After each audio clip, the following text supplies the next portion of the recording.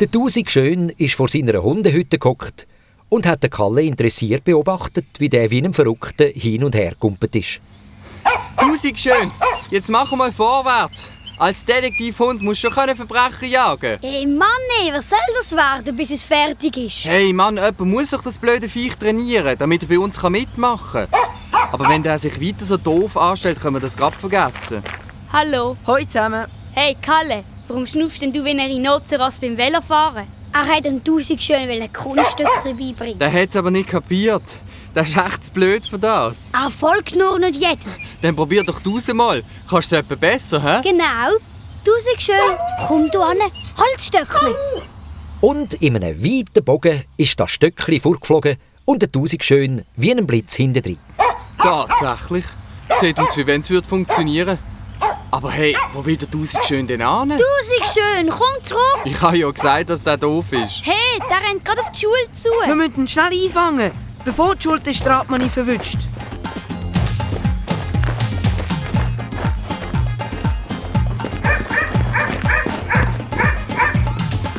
Hey Mann, der rennt wirklich zu der Schule.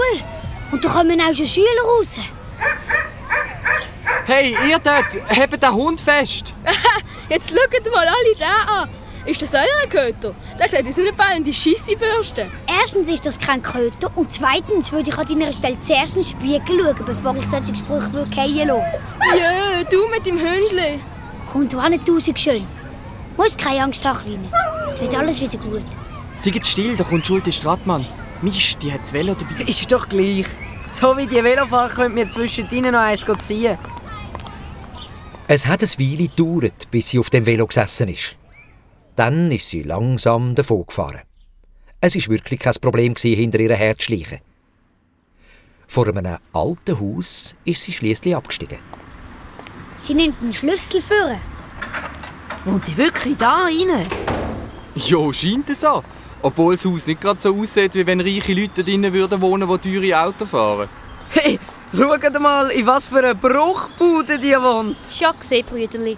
Meinst du, wir sollen dir eine neue besorgen? Darum geht's doch gar nicht. Du musst doch zugeben, dass das alles irgendwie nicht zusammenpasst.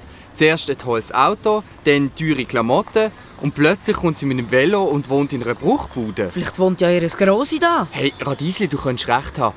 Vielleicht ist das gar nicht ihre Wohnung. Ey Mann, sie hat doch einen Schlüssel. Es kann ja sein, dass es die Wohnung von einer Freundin ist.